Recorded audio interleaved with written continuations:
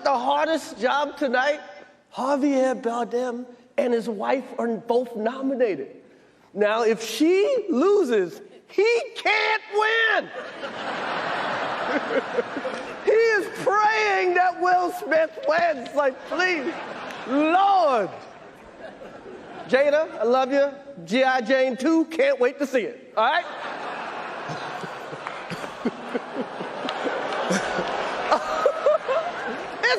That was a nice one. Okay. I'm out here. Richard. Oh, wow. Wow. Will Smith just smacked the shit out of me. Keep my wife's name out your fucking mouth. Wow, dude. Yes. It was a G.I. Jane joke. Keep my wife's name out your fucking mouth! I'm going to, okay? Okay. That was a greatest night in the history of television. Okay.